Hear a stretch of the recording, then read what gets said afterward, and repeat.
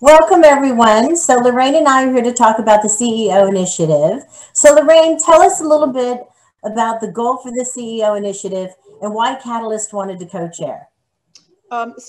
Kimber, first I want to say that I am so excited to see WBC at this point in time, because it was only a year and a half ago that we all met in May, and we had our first committee meetings. And, you know, as Lynn and Edie were talking about, it was just an idea, you know, a year and a half ago. And at that meeting, I was was delighted to become chair of the CEO group with the objective. And at that point in time, you may recall that we were below 5% of the number of women in the Fortune 500. We had just seen a number of key iconic women like Indra Nooyi leaving, and we were all concerned. So we thought it was critical that we set a goal, that we measure, that we celebrate the women, and we set role models. And really at that point in time, our goal we had thought about was to be at 10% by 2025. So fast forward a little bit, we decided that, you know, we need to look at all the women who are in CEO leadership roles and really bring them to the fray. So, you know, Edie suggested that C200 would be the perfect partner for Catalyst, who mostly deals with a larger organization, is the holder of the list around the Fortune 500, to partner with C200, who's really focused on the women in the Russell 3000, you know, entrepreneurs, and really has a handle on that. So we brought our initiatives together and formed this co-chair partnership. And, you know, we now have a goal of reaching 15% by 2025, because we are on the verge of being at 8%. When Jane Fraser gets on board in February, we'll be at 8%. So, you know, we're really making great progress. One of the areas we really want to focus on, by the way, is women of color, because there are only, in the Fortune 500, there's only 3 women of color and no Black woman as CEO of a Fortune 500 companies. So, you know, our objective is that of those 15% women, that 10% of them at least would be women of color. So, you know, we are committed to the goal, we're committed to measuring, and we're also committed to celebrating. So we've already started to celebrate. We've had a lot to celebrate. We had Linda Rendell, who's CEO of Clorox, Carol Tomei, CEO of UPS, and of course, Jane Fraser, CEO of Citi, just in the last few months. So there's a lot to celebrate, and we're going to continue to do that. And we also have a new report that we're coming out with. We're actually announcing it today. So I'm going to have Kimber tell you all about that great report. Okay, so as Lorraine shared, really you see the numbers through the Fortune 500, and that's really tracked. But there's so many different sectors where we really don't see where the women CEOs are celebrated. So both WBC, Catalyst, and C200 decided to publish a white paper. It's really the first of its kind. It's an overview of women leaders who are running businesses of 500 million or more. And what's super exciting and really incredible is that we have the Fortune 500, the Russell 3000, we have private companies, public companies, nonprofits, family-owned businesses. We have the tech world, the media world, and also the financial world. So it's over 100 women CEOs in America. And we know there's more out there. This is what we could put together. So we're happy that it's in a comprehensive report, and we plan on publishing it annually and tracking these women and really looking at how can we change the numbers in all the business sectors and all levels of business. So we were going to put the report up. I don't know who's putting it up to show it, because we're sharing it with everybody today.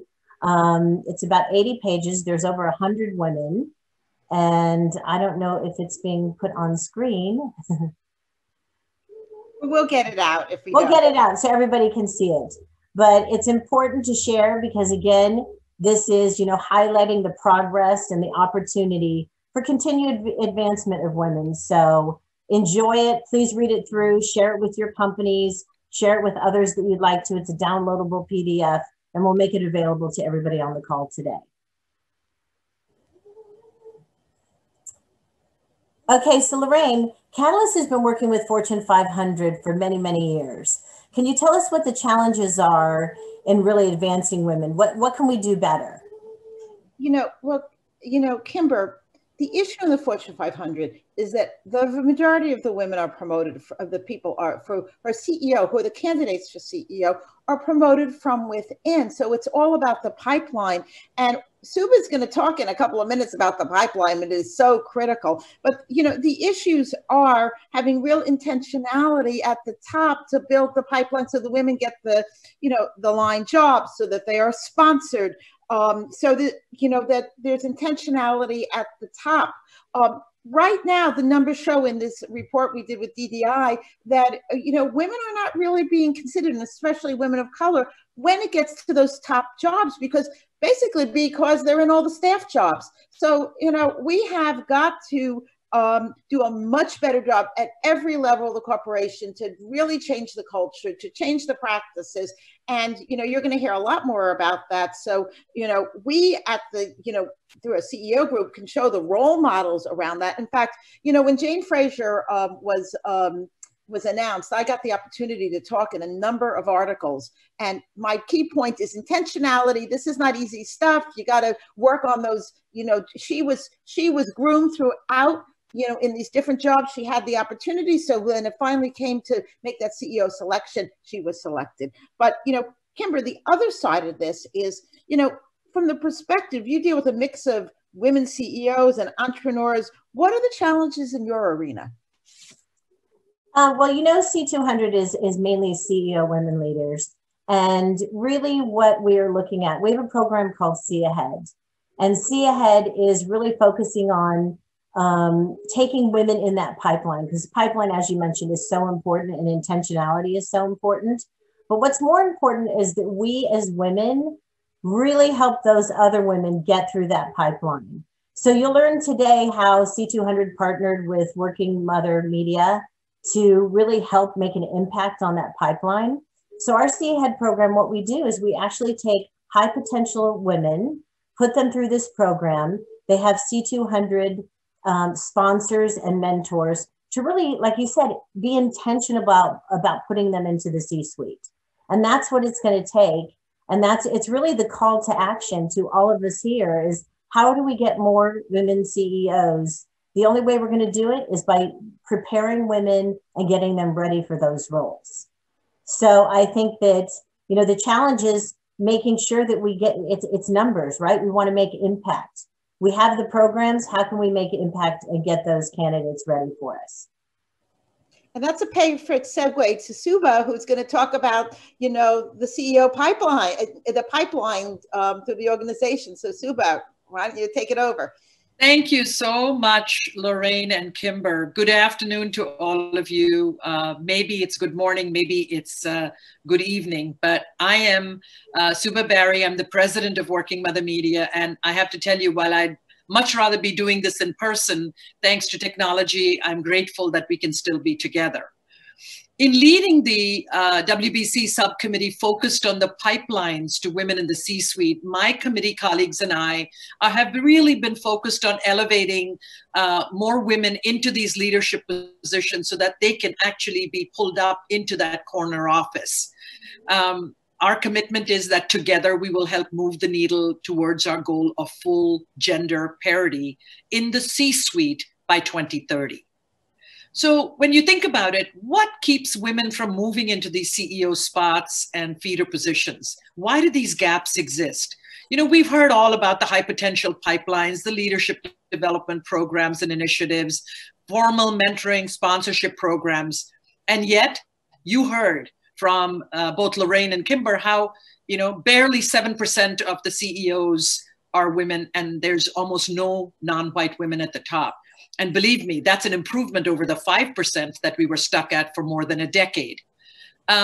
According to our 2019 report at Working Mother Research Institute, we did a report on gender gap at the top. There is a stark difference between men and women on the time and priority that they give to things like networking and building relationship capital in their careers. We had surveyed over 3,000 women and men across all kinds of race, ethnicities, and levels in corporate America. And we found that 41% of the female respondents said that they had a strategic network of coaches, mentors, and sponsors, and compare that to 67% of the male respondents. So that gives you a sense of what those gaps are. And that was only one of the first four gaps that we measured. The other one was not understanding the pathways to promotion in their companies, being afraid to take on stretch assignments or new roles unless they were, almost 80+% qualified, lacking accountability within companies, so that there would be somebody that is responsible for gender and racial equality and progress. We also found that women are at a particular disadvantage at getting P&L pipeline jobs in early careers. You don't just end up in a P&L role overnight. Why does this happen? Because I don't think in early career, women often understand the importance of those pipeline opportunities. They are afraid to try them because they may not have all the qualifications. But you know what? It's going to take more than an understanding of it and a risk-taking DNA to get us there. Cultures within companies must change from one that penalizes failures to becoming one where failure is actually seen as a stepping stone or a pathway to learning, growth, and promotion. With the law of large numbers, the other thing we see is when a male leader fails, doesn't stick out quite the same way as when a woman fails. So we have to be really cognizant and mindful of that. So when you look at how far behind, based on our survey, the women were in this essential area, 48% of the men surveyed said that they had received detailed information on career paths to P&L jobs in the 2 years prior to taking our survey versus just 15% of the women. Women simply did not get those opportunities. Again, 46% of the men were encouraged to consider roles with P&L responsibility. Only 14% of the women said that they were. And I mean, these are all things that can get to be derailers. So can the CEO role be filled by leaders from HR, legal, technology, marketing? Sure, but only if they also have P&L experience. While a diversity of experience is valuable to top leadership, we believe that P&L experience is crucial. So our follow-up research that we did this year asked how to stop the tidal wave of multicultural women from fleeing corporate America. It did a deeper dive into how multicultural women are experiencing these same chasms. And it revealed that over 50% of multicultural women in all our companies are considering leaving corporate America within the next 2 years. And that number is the highest for Black women, which is at 52%. And if you juxtaposition that against the fact that multicultural women are more ambitious to begin with, 25% more ambitious than their white counterparts, can you imagine what that looks like? So, what happens with multicultural women? They come in gung-ho, aspiring to get to that corner office. 63% of them in early career said they wanted to get to senior leadership roles. By the time they are in mid-late career, only 40% said they were. So what is happening to that ambition? Well, there's bias, there's lack of support, there's barriers to building strategic relationship capital, and all of these things conspire to shut them out from those stretch assignments and critical jobs that lead them to the top. So when we are really looking at navigating this new virtual reality world, can you think about what multicultural women are facing?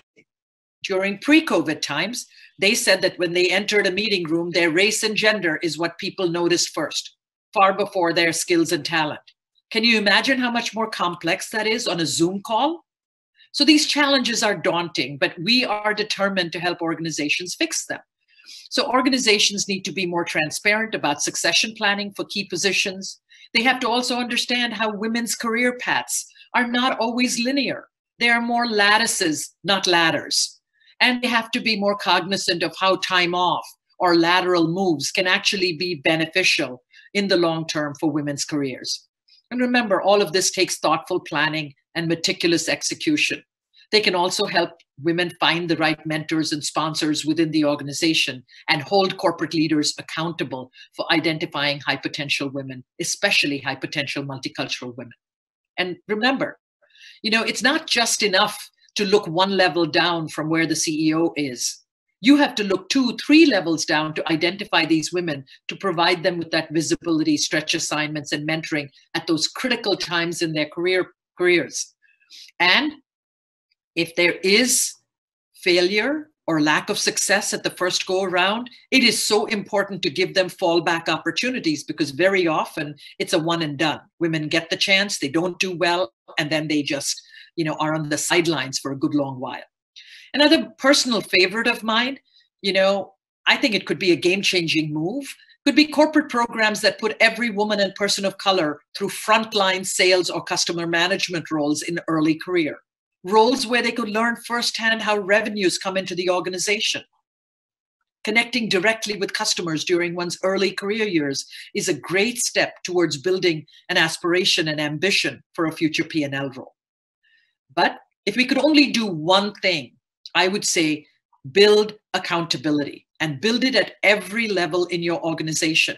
Anyone who is managing people needs to have accountability to actually have equity in the way they grow them. That in turn will drive career growth, and in the long run, accountability equals results. There's something else that's happening right now with many women currently working from home, most of them in dual roles. One is as a caregiver, another as a full-time employee. They are just pulled apart in multiple directions. But even beyond caregivers, women in general are wondering, what is going to be the long-term impact of this pandemic on their careers? Is it okay to schedule calls around children's school schedules? Will they fall off their manager's radar due to the lack of FaceTime? Is working from home leaving them out of critical decision-making processes? These are all valid fears, but they are also opportunities. Because remember, women are known to be such great multitaskers. They possess emotional intelligence. They are smart risk takers. They are empathetic, compassionate, so much more. And many of these critical innate skills have been on display throughout this pandemic. And managers need to pay attention. At all levels, organizations should be focusing on these high potential women.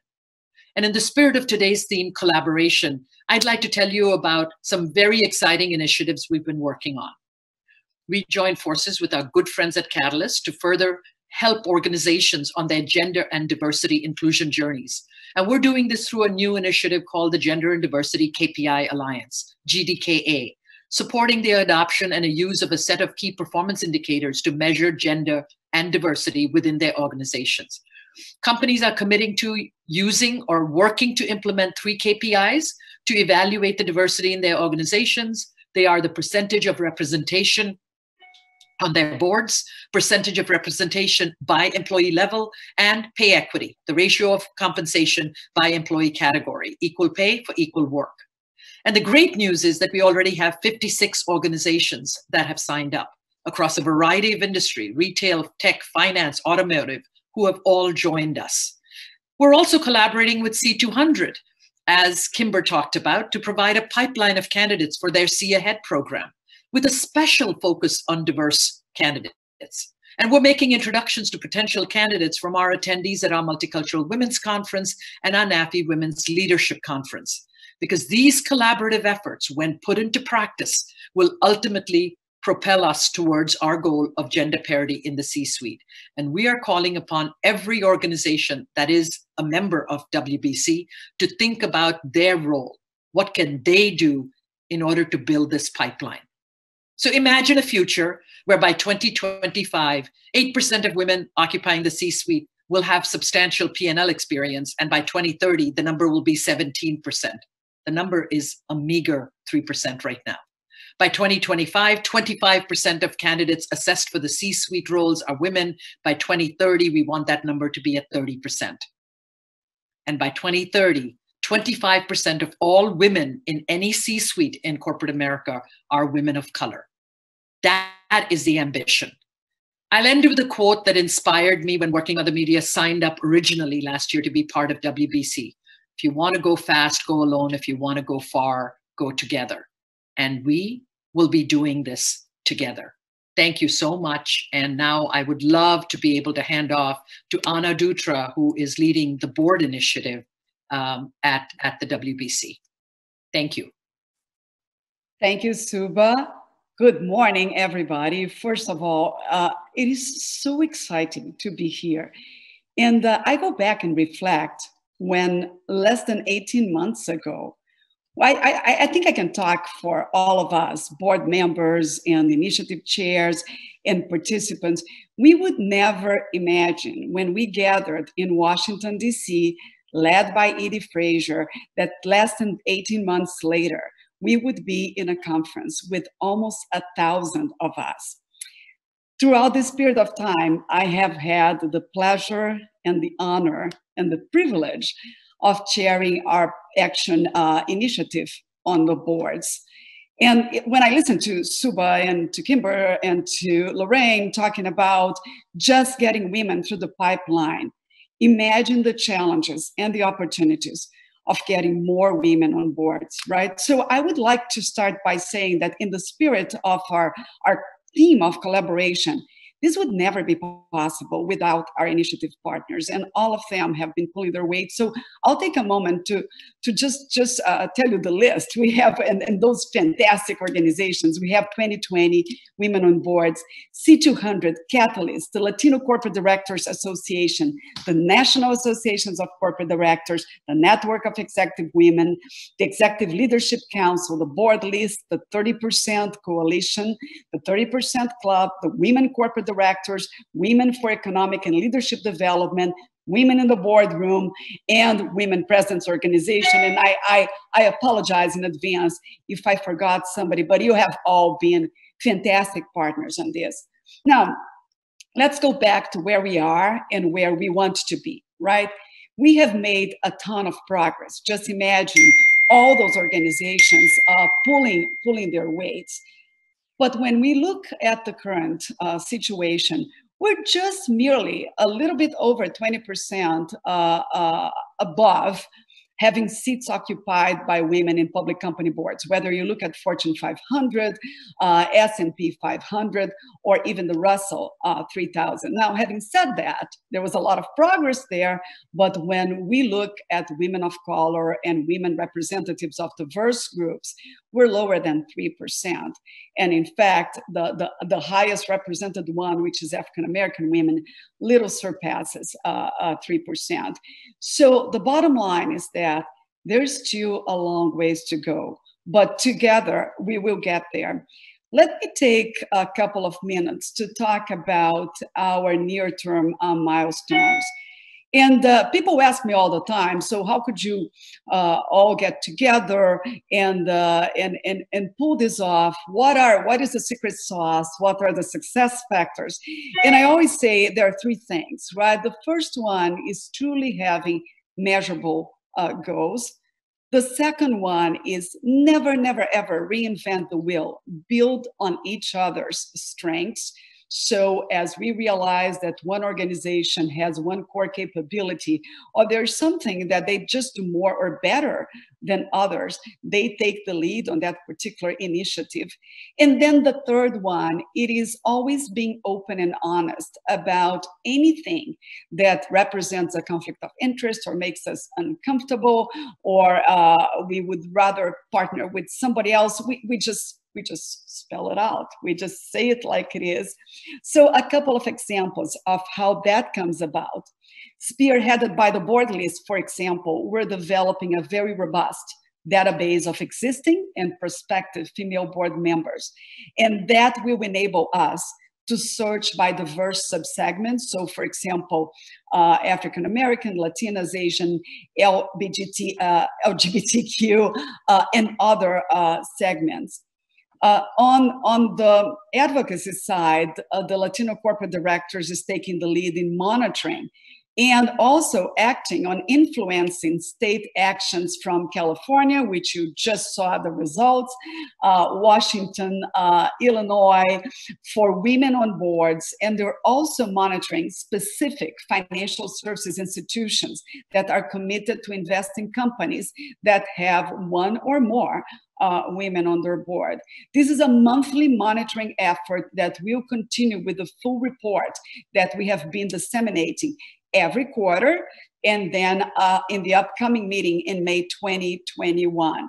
So we are also disseminating to each other what we do for our members, so that as somebody is a member of a particular organization, but is interested, for example, in training and development that's offered by one of our other partners, that person will have access to that. But as Subha mentioned, this is only good if we look at ambitious long-term goals, right? And here's what we're looking at. We're looking at having 30% of the Fortune and S&P 500 and the Russell 3000 board seats held by women by 2025 and 40% by 2030. We also want to have at least 50% of those seats held by women of color or women who are representing other minority groups by 2030. And let me talk about a concept that I've been using quite a bit, because I know that even the first time we were discussing those goals, I thought, is that even possible? And yes, it is. It is possible if we focus on what I will call collective commitment. We are past intention. Great intentions are wonderful, but now we need to get those companies, those financial institutions, those legislators, those regulators to actually get to commitment. And I'll tell you a story about a board that I serve on. So I serve on the CME Group board for the last 5 years. That's a $60 billion global fintech company. And when I joined the board, I was just a second female independent director in a fairly large board. Well, 5 years later, we are 6 women on that board. And out of those 6 women, 3 are women of color. So we have a Latina, an African American, and an Asian Indian woman. When you look at that, who would guess that 5 years ago when I joined the board and I looked, it was a sea of white men in the room. I would even imagine that we would be 3 times the number of women and that we would have wide, broad representation. So to me, that is the proof that it is possible if we have collective commitment, if we have goals, if we get our voices heard and our actions committed by other people as well. So over the course of the next 2 days, you are going to hear from a number of amazing board members, women and men and partners, talking about what we are doing. And my invitation to you, actually a couple of invitations, quasi requests, are: number one, start to think about what can I do differently when I go back to my workplace, to my community, to the organizations I belong to. And then the other thing is, we are 1,000 here, right? And we can choose to get the content from those 2 days and our learnings and go back and do our own thing. And then that content will be limited to the knowledge of 1,000 people. If each and every one of us just commits to reaching out to 4 other people who we know, and talk about those couple of days, what you learned, what you discussed, share your insights and takeaways, then suddenly we are at least 5,000. And that's how movements are created. So that's my wish, that's my request for all of you. Thank you for being here. And with that, I would like to pass on to Monica Smiley.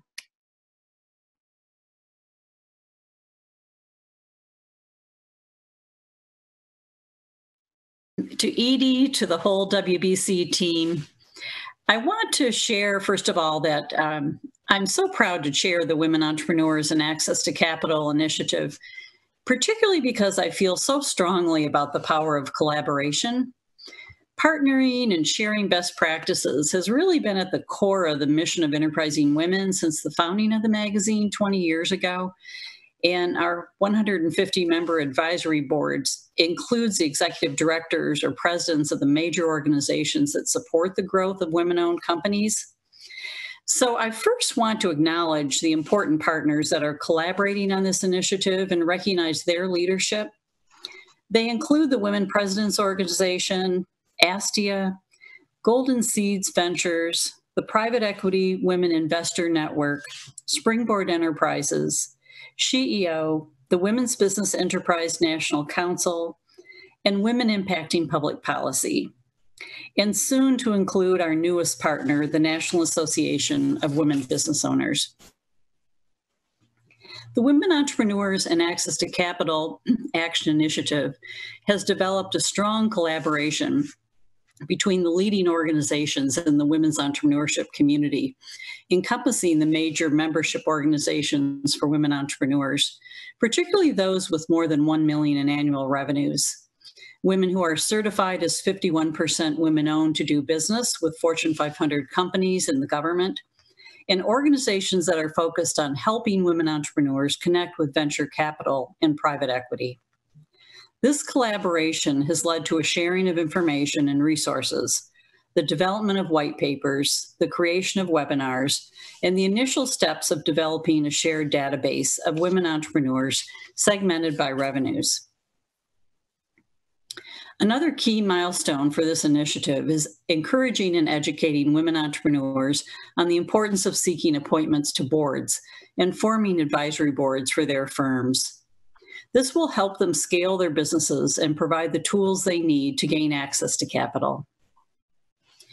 To achieve these milestones, the group is collaborating on the pooling of databases, conducting webinars targeted to women business owners with businesses over 5 million in annual revenues, collaborating with the WBC Women on Boards Action Initiative group to educate and raise the visibility of the importance of board appointments among women business owners, identifying a pool of board-ready entrepreneurs, and working with the WBC Women in the Boardroom group to include them in the database of women that is being developed by BoardList. The Women Entrepreneurs and Access to Capital group has a laser focus on increasing the revenues of businesses owned by women of color. Women of color are starting businesses at a faster rate than businesses owned by other women. However, average revenues for businesses owned by women of color continue to lag behind. Each of the partner organizations involved with this initiative has a focus on increasing participation and membership among women of color, and the initiatives to accelerate the growth and increase access to capital are also targeted to women entrepreneurs of color. Our group has a 5-year goal of increasing the number of women-owned firms with revenues above 5 million annually by 20% by 2025. In addition, we have a goal of doubling the percentage of venture capital available to women founders by 2025. We aspire to a time when women entrepreneurs have more options to seek venture capital from VC firms that are led by women in order to accelerate the growth of their companies. Women entrepreneurs need more tools to accelerate the growth of their firms. To achieve 5 million plus in annual revenues, women need to understand the importance of taking risks and using other people's money to achieve growth. Historically, women have been more risk adverse and more often bootstrap their companies, grow organically, or use only funds from friends and family, rather than looking at outside sources for capital. We see the importance of encouraging women entrepreneurs to seek board appointments and develop advisory boards for their firms to broaden the availability of resources that can help them scale their businesses and access to capital as being critical steps toward these long-term goals. Knowledge is power, and a critical component is providing easy-to-access information to women entrepreneurs through tools like a series of roundtables with venture capital principles aimed at educating women on access to capital, the production of a white paper on how to create a board, and webinars targeted to women with 5 million plus in revenues to provide tangible steps to help them accelerate the growth of their companies. Now let's take a quick look at some of the relevant data on women-owned businesses. As of 2018, there are nearly 13 million women-owned businesses in the US. The percentage of women-owned businesses grew from 29% in 2007 to 40% in 2018. Women-owned firms account for 39% of all privately held firms and contribute 8% of employment and 4.2% of revenues. Companies with a female founder perform 63% better than investments with all male-founded teams. Businesses founded by women deliver twice as much per dollar invested as those founded by men. Founder teams with women are more likely to exit and have a higher internal rate of return, 112% versus 48% for men. 42% of newly created women-owned businesses are started by Black women. Latina women represent 31% of newly created women-owned businesses. However, only 4% of the female founders who raised equity financing were Black, and only 2% were Latina. In closing, what does success look like for this initiative? We see success as a world where women entrepreneurs are accelerating the growth of their firms at a faster rate, and a significantly larger number of women achieve revenues of more than $5 million annually. Success is the ability of more women to access venture capital to accelerate their growth, and to have the opportunity to work with a larger number of women-owned VC firms who are focused on helping women raise the dollars they need to achieve growth. Building a stronger network of VC firms that are women-owned and helping women become more knowledgeable about how to access venture capital is a core strategy. Census data reveals part of the story on the state of women-owned firms, but more research and access to databases of women entrepreneurs is needed. The WBC, with its strong network of women's business organizations, will provide the tools and collaboration to pool databases and access critical data needed to evaluate progress and achieve these milestones. On a personal note, our team at Enterprising Women is looking forward to important initiatives that we believe will help support the work of the WBC. The first is the Enterprising Women of the Year virtual conference, October 19th and 20th, in which we are collaborating with the WPO, WeBank, NABO, WIP, WeConnect International, and other organizations to provide content aimed at helping women-owned firms accelerate the growth of their companies. One example is a session shared by Camille Burns, CEO of the Women Presence Organization, who will lead a discussion with the CEOs of 3 women-owned firms that are included on the WPO's list of the 50 fastest women-owned led firms in the world. The second initiative is the winter issue of Enterprising Women, out in December, with an access to capital theme. Partners in the WBC Entrepreneurs and Access to Capital Initiative are being invited to share content so that this issue will be a valuable resource and will help us further our goal of educating women entrepreneurs on accessing capital to accelerate the growth of their companies. I'm also proud to report that our WBC partner, WeBank, is taking bold steps through the organization's new Access to Capital program to help make connections and provide valuable resources to WeBank certified companies. In closing, I want to remind you to check out the collaboration report for a comprehensive look at all of the initiatives. And then I'd like to now turn it over to Alex. Thank you, Monica. I'm delighted to see everybody here today. My name is Alex Jung. I'm one of the 5 people Lynn talked about as a founding board member of the WBC. And I'm thrilled to hear about the collaboration and continue to talk about it over the coming days. And we're thrilled to have you as partners and as thought partners and leader partners as we move forward together. I'm going to spend a little bit of time talking, extending what Monica talked about in terms of women in capital. And today, women in capital mean a lot of different things, but at the heart of what we've been talking about at the WBC is that capital drives accountability. And I've worked in investment management and the financial markets for almost 30 years. I've served on boards as lead investors, and as a partner and an investor at Oak Hill Advisors at Goldman Sachs, I was keenly aware of, one, the lack of women investors around the table with me and decision makers, but how investment decisions were being made and how that lack of diversity was impacting decision making, which companies got dollars and who got access to capital. and as importantly, how investors can influence a company's board and management teams. And, you know, one of the most interesting things that I've learned in the research with working with Monica and the rest of the WBC is that female investors tend to be stronger advocates for gender diversity in their own portfolio companies. So if we could get more women as portfolio managers, that means we could see more women in leadership positions across the economy. And Oliver Wyman coined that as the diversity multiplier effect. And I feel like the diversity multiplier effect can impact everything we're talking about today.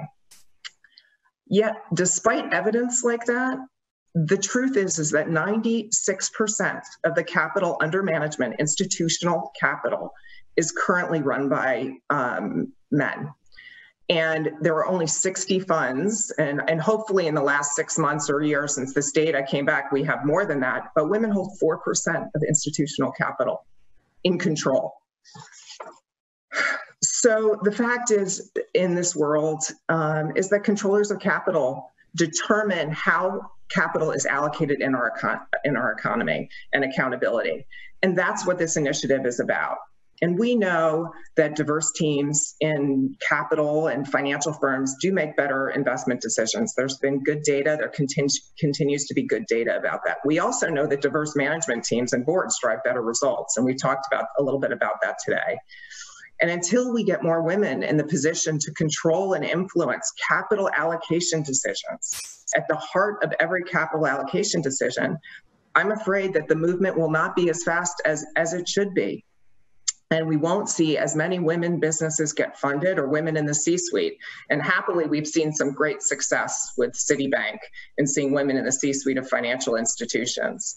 But we have a lot of work to do. And the fact is, Monica mentioned this, the venture capital space today, female founders received, this is 2018, received less than 3% of the venture capital fund dollars.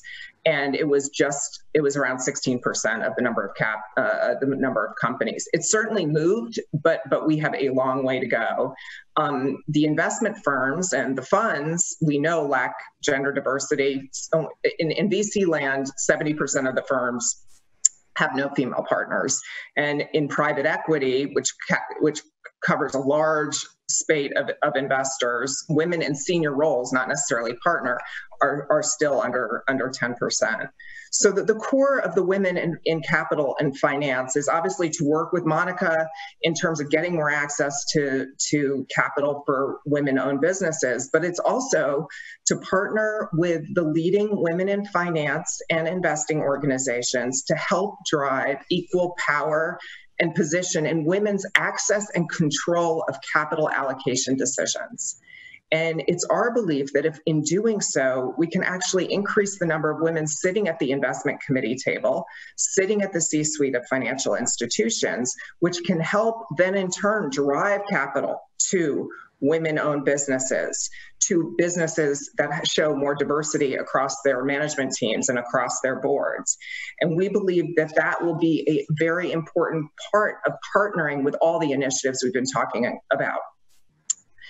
And when we think about the idea of collaboration, in the Women in Capital and Finance Initiative is the heart of collaboration. How do we collaborate with capital allocators to drive forward the initiatives that we have in terms of leadership and C-suite, in terms of access to capital, in terms of boards? And so it is another layer of collaboration that we talk about, how we can bring the capital providers into this debate. And to join with them to push forward and create accountability. And I'm really pleased that even though this initiative is a newer initiative in the WBC 9 initiatives, we have partnered with some of the leading thoughtful organizations that have been committed to this for many years. These partners include 100 Women in Finance, Women in Fund Finance, SheEO, PE Win, some of the same capital partners in our other initiative. These are well-established organizations.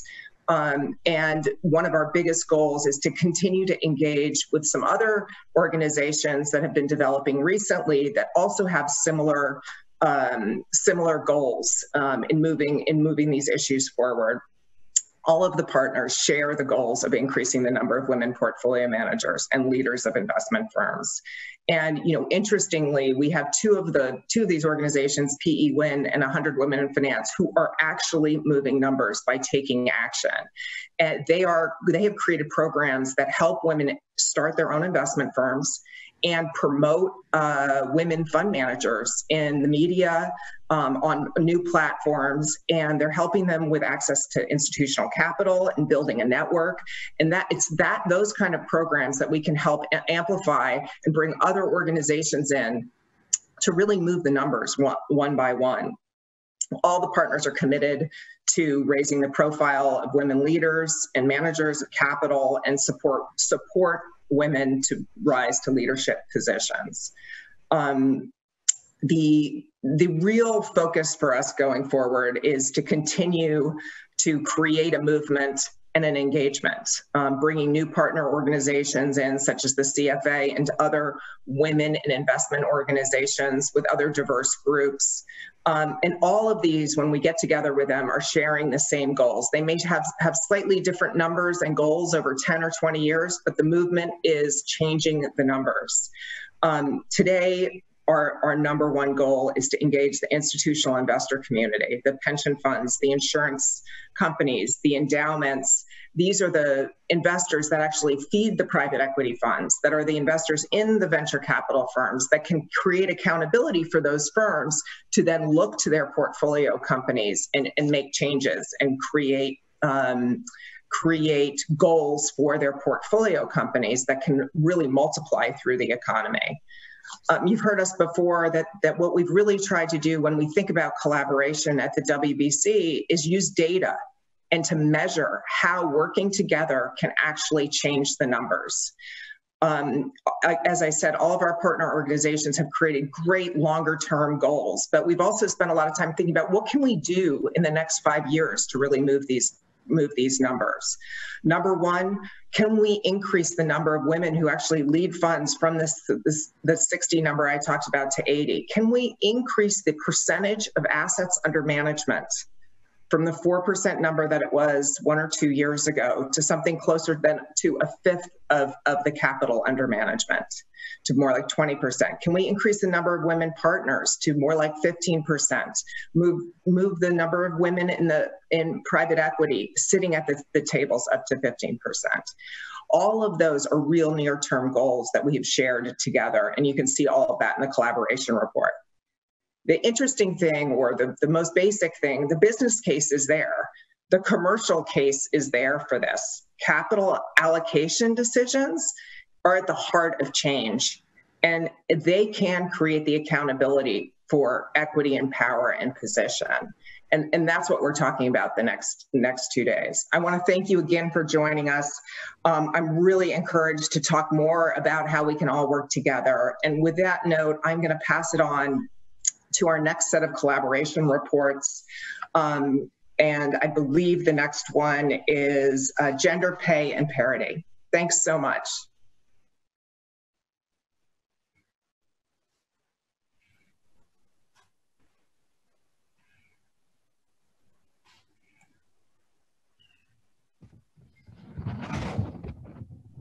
You guys are good to go. Hello, everyone. I'm Beth Kent, Executive Director of the Paradigm for Parity Coalition. It's a pleasure to be here today, and thank you, Lynn and Edie, for organizing such an amazing group of women and organizations that are working with such passion to better the lives of women. As many of you know, the drastic lack of women in business leadership continues to create serious social and economic setback for women, especially women of color. And we believe to change the paradigm, corporations must change systemically so women of all backgrounds share equal power, status, and opportunity with men. And the mission of Paradigm for Parity and the Gender Parity Action Initiative of the WBC is to achieve gender parity in corporate leadership by 2030. And the WBC Gender Parity Action Initiative has adopted Paradigm for Parity's 5-point action plan to help accelerate the pace of gender parity for women of all races, cultures, and backgrounds. And it starts with the CEO's commitment. When the following 5 action points, which I'll briefly highlight, are implemented together, they can catalyze and accelerate change and increase the pace of gender parity in senior leadership roles. The first of the 5 steps is to minimize or eliminate unconscious bias, and it starts with unconscious bias training. And companies must engage men and women at all levels, starting with the CEO and senior leadership. The second step is to significantly increase the number of women in senior operating roles, and these are the roles that lead to the C-suite. So we ask companies to make full gender parity the ultimate goal by 2030, but also set near and midterm goals. And the third step is to measure targets at every level and communicate progress and results regularly. So set measurable goals and hold all leaders accountable and communicate the results to the wider organization and the board. And the fourth step is to base career progress on business results and performance, not on presence. Give women and men control over where and how they work, wherever possible, and acknowledge the unique needs and expectations of different talent pools. Create cultural change so that working flexibly is embraced and not an underused or over talked about benefit. And this is especially relevant now as companies are working to navigate the COVID crisis. And in fact, Lena and McKinsey just released a report that shows the COVID-19 crisis has prompted companies to rethink fundamental beliefs about remote work. 93% of companies now say more jobs can be performed remotely. 67% predict a significant share of their employees will work remotely in the future. And 70% think remote work will allow them to increase diversity in hiring. And the fifth step of the 5-point action plan is to identify women of potential and give them sponsors as well as mentors. Women of all races, cultures, and backgrounds need career sponsors and access to networks of influence. And men, who are usually the majority of leadership, have a valuable role to play in advancing women. In addition to adopting the 5-point plan, the Gender Parity Action Initiative continues to explore and welcomes collaborations with WBC organizations on best practice content, such as webinars, white papers, and topics that reflect the 5-point action plan, such as sponsorship and mentorship and eliminating unconscious bias. And we'll continue to amplify research from organizations and data, such as diversity best practices report that Subha talked about earlier, the gender gap at the top, what's keeping women from leading corporate America. And we actually did do a webinar on this topic for our coalition. 124 CEOs from some of the world's largest corporations have publicly committed to this 5-point action plan, which drives culture change and advances women into leadership. And our call to action today is for all of you to encourage companies you're connected with to have them come on board and embrace this plan. Exposure to CEOs at corporations who will commit to this solution is key to realizing the mission of gender parity in corporate leadership by 2030. So thank you all so much. And I will now turn it over to Michele Hirshman, Chair of the Pay Parity Action Initiative. Thank you so much, Beth, and good afternoon to everybody at the summit. I'm delighted to be here as a member of the advisory board of the WBC and to tell you a little bit about our work on the Gender Parity Initiative, a particular part of it relating to pay parity, which is important to consider, to think about. And I think some of the statistics that I saw as part of our work and that I want to share with you today buttress what you've heard from the other speakers in terms of the importance of getting more and more women into the C-suite and at higher roles of companies and corporations at all levels. I was delighted to work on this project with Rohini, Anand, and Beth, Dara Klein, among others, and we learned a lot as part of coming up with the action plan and our you'll see in our, not surprisingly, which involve goals for Russell 3000 companies of full gender parity controlled by 2030, most significantly. But I want to tell you a little bit about some other observations and stats that we learned that I think will strike a chord with you and will also give you a basis to understand why advancing women through the ranks is important. We think that there's a direct correlation between advancing women through the ranks and parity, that is equal pay for equal work. What we have seen and what I think the research show is that the pay gap among women in companies widens as they progress through their careers. And that's significant because one would hope as women advance in seniority, the pay would narrow, but it doesn't. And it's important to understand that that's something that we need to focus on. Most importantly, one of the things that we found, and again, this echoes what many of the speakers have pointed out today, women of color have a decidedly higher gender pay gap than white women and men. And that's an important thing to focus on because it tells us a little bit of something about our institutions, the transparency of our pay scales, and how we need to focus on those issues.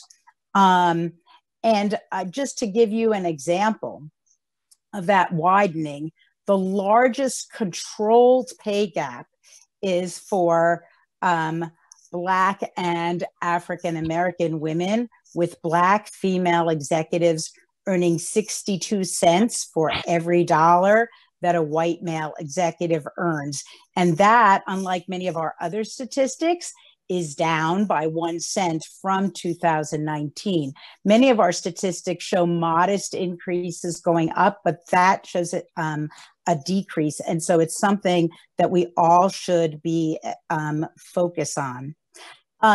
Another piece of data that I think that buttresses some of what we've heard from the other speakers is that as people proceed in their careers, men are twice as likely to be directors or executives by age 45 or older.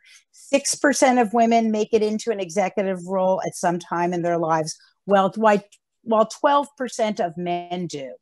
And again, that makes the point that with fewer women at the top in the C-suite, we are not having the equality in both performance, presence, as well as pay that we should be. I want to share one more thing before I turn this over to the next speaker, and that is that we did also focus in our committee work on small and medium-sized businesses, because that is an important place where women are employed in the workforce and where increasingly there is change and there's opportunity. And what we did find, and that this is worth knowing about and focus on, especially in spaces where in the private equity area, portfolio companies and other areas where we know we're going to be working, is that the gender wage gap in small businesses exceeds the national average. In small businesses, women make 66 cents for every dollar paid to men. Largely, that has been thought to be attributable to a lack of transparency, which may be more pronounced in smaller businesses than larger businesses, but it's worth noting because that's where obviously a lot of innovation and startups and other important focuses of our economy exist. We have found, some of the research has found, that when there's transparency about wage scales in those smaller companies, that the gap narrows. So those are important things to think about. I hope they're helpful to you in thinking through these issues. They were helpful to us. I hope you'll look at our booklet to see some of the specific objectives on pay parity that we would like to see achieved and that we believe are achievable by 2030. And with that, I'll turn it over to Rohini and Anand. Thank you so much, Michele, and thank you, Beth, for your points as well. I'm Rohini Anand, and I'm absolutely delighted to partner with Deb Munster on this extremely important initiative. So what exactly is a diversity, equity, and inclusion action initiative about? It is about advancing women of color in our workplaces across all of the action initiatives. And you've heard each of the heads of the action initiatives speak to this situation with women of color and the goals and targets that they have. You know, you just heard Michele talk about the fact that African-American women make 62 cents to every dollar made by a white man. You heard the other initiatives talk about the fact that only 2% of Fortune 500 CEOs are women of color. So this is about really embedding women of color targets within each of the areas, each of the action initiatives. And I want to thank each of the action initiative leaders for speaking about it, for drawing attention to the situation, for embedding it within their initiatives, within their targets, because it's the only way we can make progress if we really parse the data and look at it by women of color. So what we'd like to do, Deb and I, is to really animate what this particular initiative is about through a little bit of a dialogue. And so I'm going to ask you, Deb, according to the census, women of color make up, what, about 39% of the female population and 20% of the total population. And yet they're extremely underrepresented at every level in the organization. So can you share a little bit about the discrepancy between these figures and what is the representation of women of color at the different levels in the organization? Sure, absolutely, Rohini. So thank you so much. And I'm pleased to be able to speak to all of you today. So yes, you know, despite making up almost 39%, almost 40% of the nation's population, women of color make up only 18% of entry-level jobs. And as you mentioned, you know, 2%, less than 2% at the Fortune 500 level. There are actually only 3 women of color CEOs, all of which are Asian. There are no Blacks, no Latina CEOs. And women of color are not making it into those higher ranks in organizations either. So they are 4% of the C-suite, that's according to the World Economic Forum, and they're 5% of the SVP level. So what all of this means is that our pipeline is so incredibly small that at this time, if we don't take any action, we have virtually no chance of making any significant changes or movements. And this is despite the fact that women of color are actually much more ambitious. So according to Lean In and Catalyst and our Working Mother research, all of those researches point to the fact that women of color are more ambitious and want to get to that next level. So 81% of women of color want to advance to that next level compared to just 75% of men and 68% of white women. So these are pretty striking statistics. So I think it's important, Rohini, if you can share with everyone on the call, you know, what exactly are we as a WBC collective asking of organizations? Great, thank you, Deb. And you know, as I mentioned earlier, the targets that we have and the actions that we have are embedded for women of color, embedded within each of the action initiative areas. And this is based on some incredible work that the action initiative leads have done on the baseline data so that they can then calculate what the progress might look like with interim targets as well. You know, what I'd like to say is that basically what we're calling those action initiatives for women of color is 25 by 30. And you heard some of them. So we want to we want to reach 25% of all women in C-suite positions. We want them to be women of color by 2030, 25% of board members, women of color by 2030, with an interim target of 10% by 2025. We'd like to see 25% of women at all leadership positions and all levels of management. So that's the pipeline, because I think that really is so critical to make sure that we have representation in the pipeline, women of color who are ready to move into leadership positions, ready to move into the C-suite, ready to move into board positions, that they're women of color by 2030. We also heard just now, Michele mentioned that we want to see pay parity for all women by 2030. And in addition, the other targets are 10% of female CEOs are women of color by 2025. Lorraine mentioned that. 4% of C-suite tech leaders are women of color by 2025. We're going to hear more about that in a minute. So it's really terrific that we're all working together and really pointing out this sort of lack of advancement of women of color, which would be hidden if we didn't parse the data and really sort of look at the specific ethnic racial groups for multicultural women, women of color within the action initiatives. So with that, Deb, what I'd like to ask you is, I think that, with diversity best practices, you work across a range of organizations to offer solutions to organizations. So what suggestions do you have for organizations that really want to work towards these goals that have been established by the action initiatives? Yeah, that's a great question. Because I do think, right now there's a lot of attention being paid to what we can do to really drive change and improve diversity representation for women and women of color. So we really could recommend, I would say, 4 steps. The first step is simply to set clear and transparent goals. This call for action, if you will, is part of that, is setting those clear goals. In fact, according to our diversity best practices index, however, only 65% of the organizations we work with set percentage goals at all. So we've taken the right step in terms of outlining these percentage goals. The second piece of it is once you establish those goals, obviously, is really tying to accountability. So even though 65% of the companies we work with are setting those percentage goals, the interesting thing is 97% actually do review their goals. So the CEOs and C-suites are reviewing their goals on a regular basis. However, only 42% actually tie to any kind of accountability, compensation, incentive. So that's a really big gap that we need to close.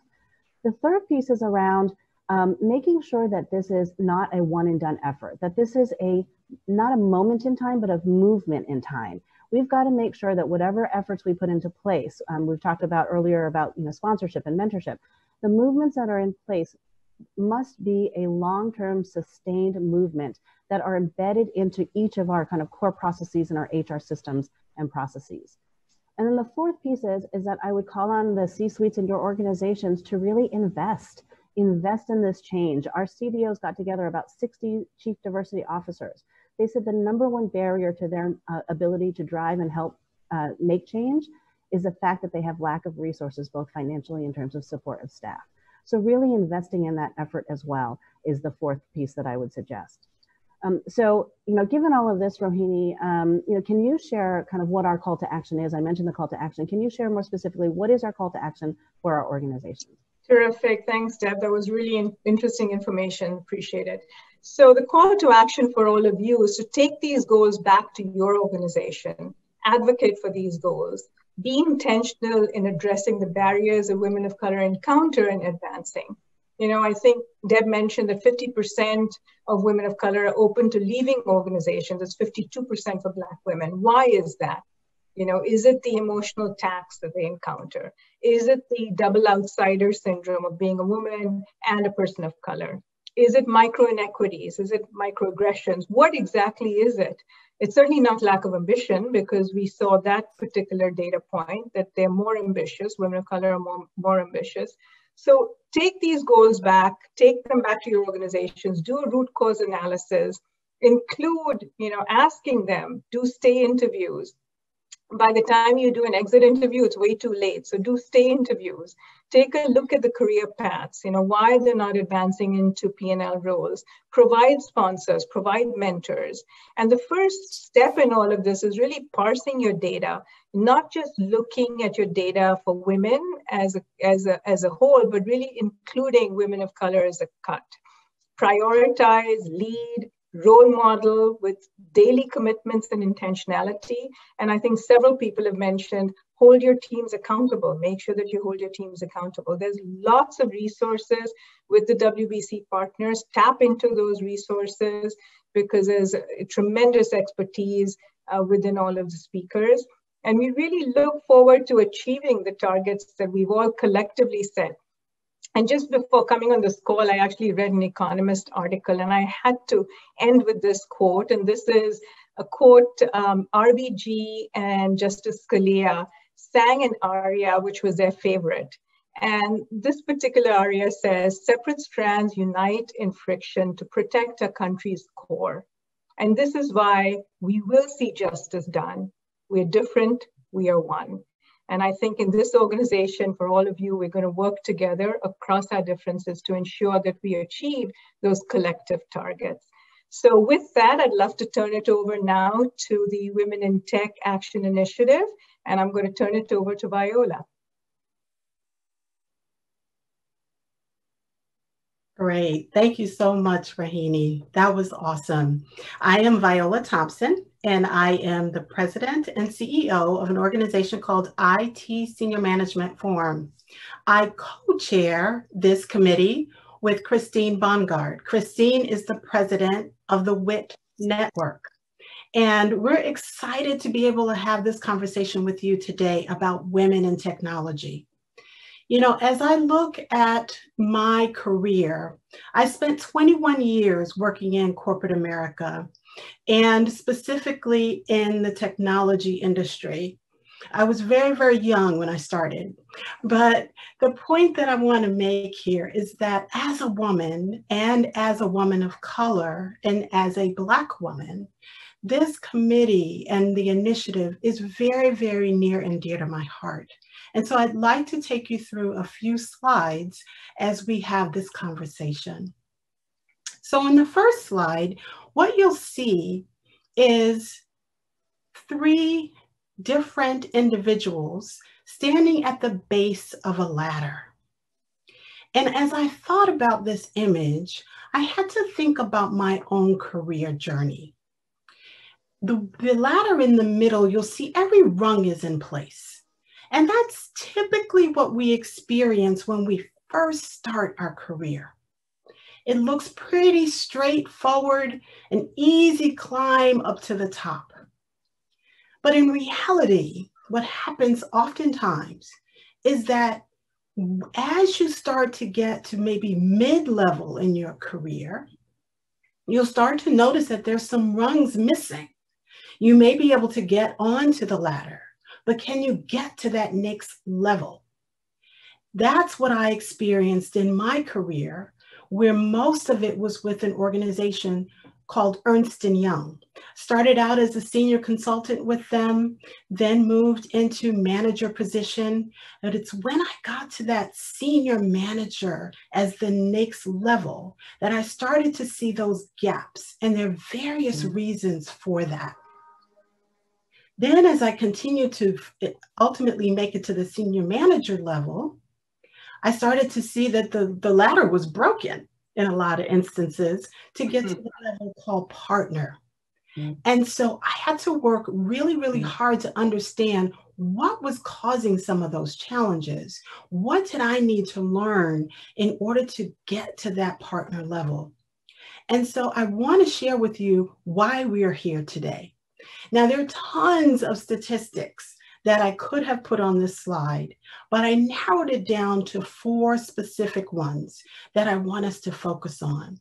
And you've heard a little bit about some of these numbers in our previous conversations with our other initiatives, but one that really resonates with me is the fact that as you look at the entire population in the tech industry, and keep in mind that technology is one of the fastest growing industries in this country and perhaps even in the world, only 30% of the professionals are women. And if you drill down on that number even further, you'll find that only 10%, less than 10% actually, are women of color. And as it relates to Black women, it sits somewhere around 3%. The second statistic I want to point to is the fact that when you look at promotions, 100 men were promoted to their first management position.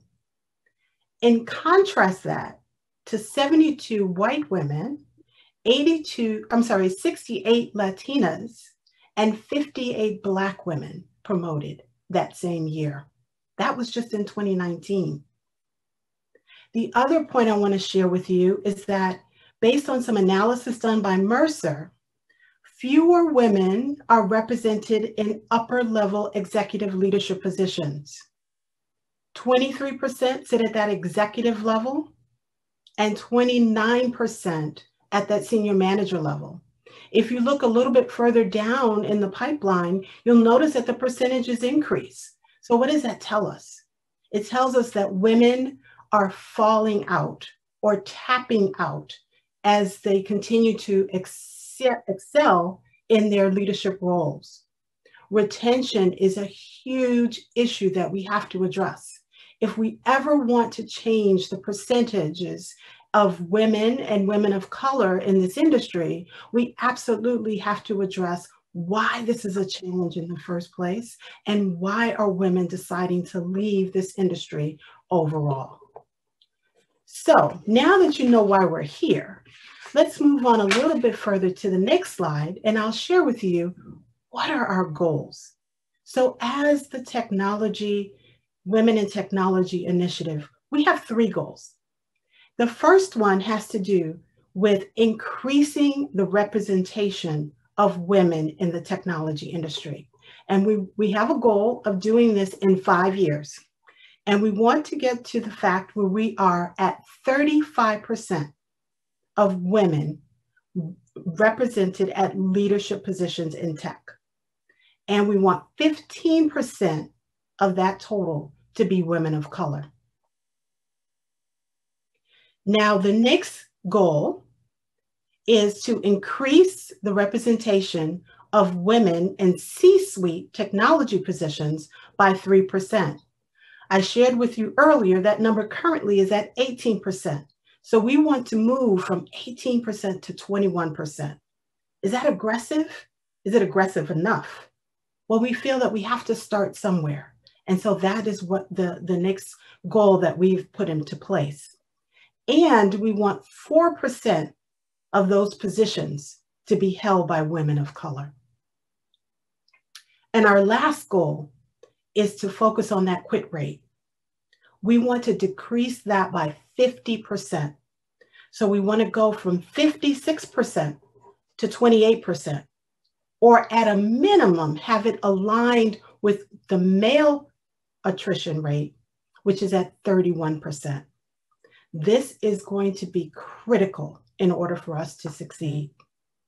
Now, what I'd like to share with you next is how are we going to get there? I told you what the challenges are. I told you what our goals are. So the next slide will walk through the how and what that looks like. So Edie has often said, faster together. And that is exactly what this particular plan relies on. We are going to partner with 3 to 5 companies, and we want to launch a pilot program. Why do a pilot program? Because this is new territory for us. We want to make sure that we get it right, that we have an opportunity to learn from this experience before we can, in fact, replicate this across corporate America. This pilot program will identify 3 to 5 women at each company and put them on a path to a C-suite or C-suite comparable position. Now, these women are going to be in a category that we call Ready Soon. Ready Soon is 3 to 5 years away from getting to that position.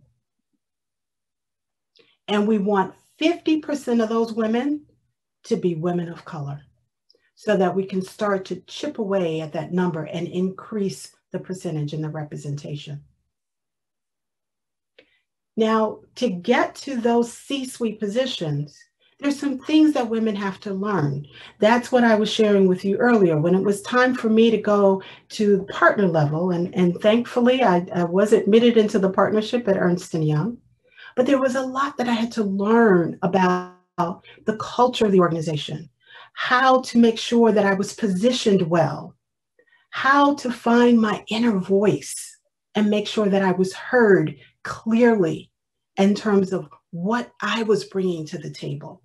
So we need to work on developing the right set of curriculum, the right courses to share with these women so that they are positioned for success. And then, again, we can't do it alone. So we'll need to partner with various different organizations who have content-rich programs, proven programs that they can bring forward for us to leverage in this initiative. The WIT Network has a program that they are going to bring forward.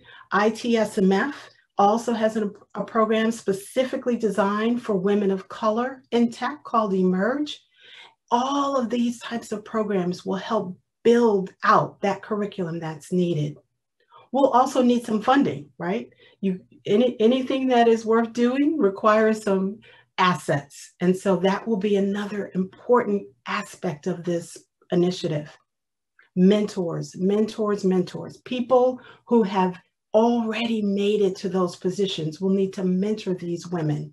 That's going to be critical. And it's men and women who will be these mentors. And then, of course, within corporations, they have to identify sponsors, individuals who are going to be in the room where it happens, in the words of Hamilton, and can talk about those women and their capabilities and promote those women and advocate for those women. That is going to be critical. Of course, we'll need to keep track of our success, where we need to make adjustments to the program so that we can, in fact, scale this out, as I said earlier. We want to see this rolled across corporate America. And guess what? There's no reason why we couldn't. And so that's our plan. So that is how we're going to accomplish this technology initiative. And I have to tell you, we need your help. If you're a partner organization listening today and you have some programs that you feel will be critical to this initiative, please come forward. If you have members in your organization who might be great candidates for this program, come forward. And if you're a corporation and you know that you want to be leading in this area, contact us so that we can work with you to identify your high potentials and move them into those senior level positions. There's tons and tons of statistics that talk about the importance of diversity.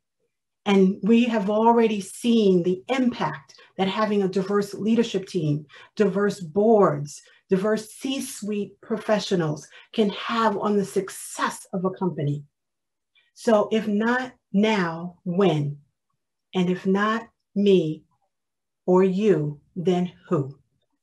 Thank you so much for your time this afternoon. I greatly appreciate it. And I now turn it over to the Learning and Development Initiative.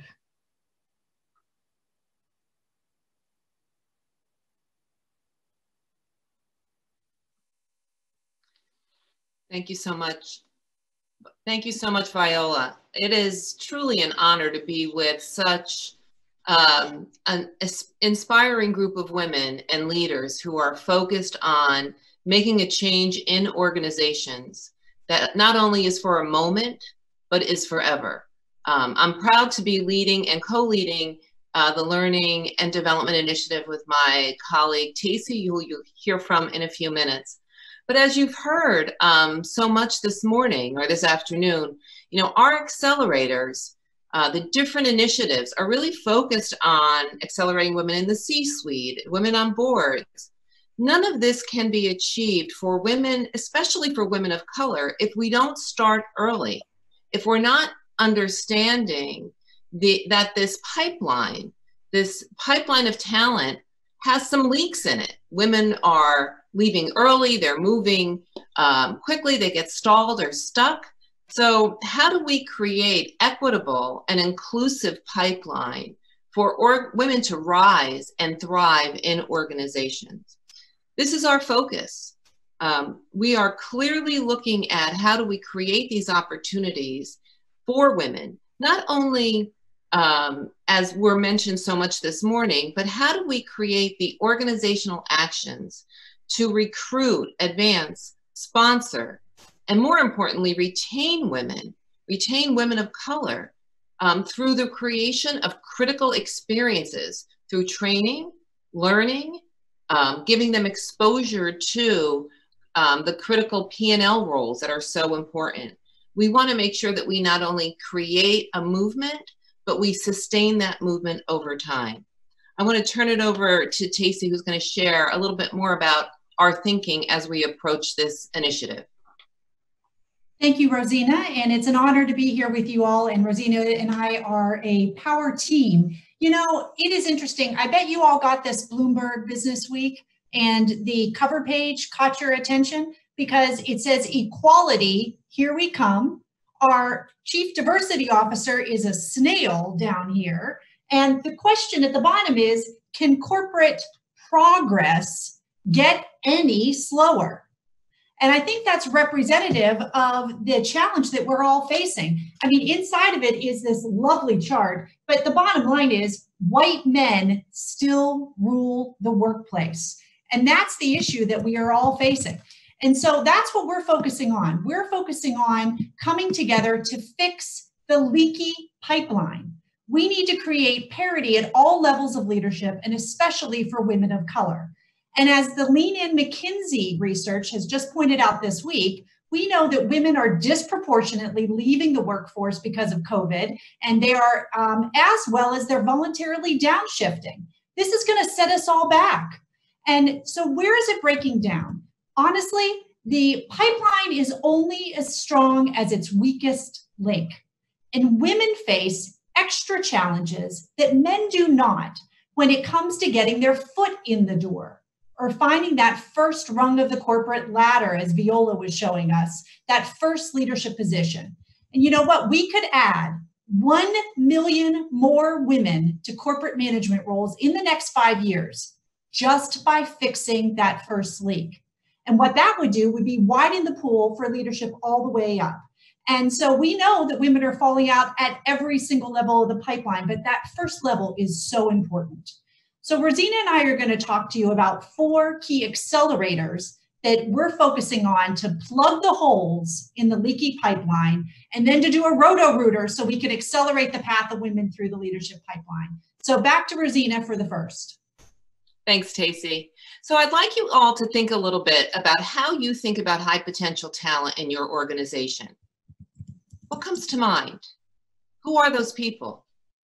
Is it 50-50? Are you thinking of it equally, the number of women and men? Are you defining talent, defining high potential talent, the same way for women as you do for men? Does the definition and how you think about high potential and define it limit who you consider as high potential talent? You know, it seems to be a pretty common problem. We see it a lot in the work that we do at Women Unlimited, the struggle to really identify those up and coming women because we're using the wrong metrics and the wrong measurement. DDI's latest research, and I think this is so powerful, with over 2,000 organizations, of the top performing organization, only 28% of the high potential talent pool was being identified versus 72% men. Think about that a minute. High potential pool, this whole pool that they're looking to develop, 72% men are men, 28 women. Now we understand why that pipeline is not sustainable and consistent. And that's for the top performing companies. The low performing companies, 16% of women, 84% men. Now, low performing companies, it's a bit understanding.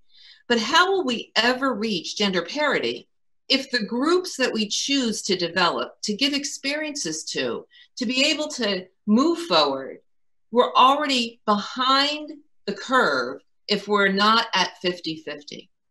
If only a quarter of the women are in the pool that we invest our focus and our time, we're never going to achieve the parity that we aspire to. I want to turn it over to... Sorry, the second area we're focusing on, Subha brought it up, is the P&L experience that's so critical to moving up the pipeline. So we know that P&L roles, line roles, are those stepping stones to C-level jobs. Without P&L experience, women are not even considered for the position. So we also have some brand new, soon to be published data from my company DDI, where we asked 15,000 global leaders. Most of them were high potentials. Were they, and the question is, were they getting P&L experience? What was the difference between men and women? And the difference was that, and again, mostly high potentials. And we just talked about most of the high potentials are men to begin with. Well, guess what? The women who are high potentials have 9% less of a chance of having a P&L role. That is significant because that's yet another problem and an issue where they're not getting the opportunities they deserve early. That is a limiter to them through the pipeline. So back to Rosina for the third. Thanks. And so, you know, we know, and we heard from Subha and so many, relationships matter. Why is this so critical? Women need relationships to help them understand about their business and about themselves. Without having developmental relationships, we're not informed around how we need to recalibrate and grow certain skill sets as we advance through the pipeline. You know, it is so interesting. We look at, and one of our goals are to make certain that the same number of women and as men get mentors and sponsors throughout their development and growth in an organization. Working Mother Media, and Subha referred to this, talked about far more men than women are benefiting from networking, mentoring, and sponsorships than women. 54% of men had a career discussion with their mentor or a sponsor in the last 24 months, 39% women. This has a significant impact into how they see their opportunities, what they see as potential for themselves. Without these conversations, without developing these relationships that matter, they limit what they see as possible for themselves. We also know, and Beth talked a lot about this, and Paradigm for Parity is doing some great work around the transparency in organizations. We need to be transparent about the environment that we're looking to build. We also need to be transparent about what we're measuring and what progress we're making. Without measuring and monitoring our actions, we can't make the progress that we're looking to achieve. Back to you, Tacey. So what are we doing? What can you expect from our committee? We are commissioning a resource repository of really where can you go for help. So if you're a seasoned diversity, equity, and inclusion advocate, or you are new to the area, you might hold the title of CHRO or diversity professionals or talent management or L&D. You're going to want to know who has trusted advice and consulting that you can call upon to help you advance and improve your leaky pipeline. So this is going to be a unique guide because it is going to fall into 6 categories that are both strategic and tactical: broad consulting, recruiting services, succession planning and leadership development services, inclusion consulting and services, measurement consulting and services, and sponsorship and ally. So this is one thing that you can do to help cut through the muck, because you will get the trusted partners who will be by your side to help you fix the leaky pipeline. So Rosina, final comments. Yeah, thank you, Tacey. And this is how we move forward faster together. So if you're a company, we know that companies need to transform the way they look at talent, the way they identify potential, and implement the processes that help them be more objective in their evaluation of their talent. This requires adopting the inclusive mindsets and the behaviors to recognize and leverage the potential in a wide variety of forms in order to deliver business impact. I look forward to working with all of you as we create this repository, and I turn it back to our next speaker.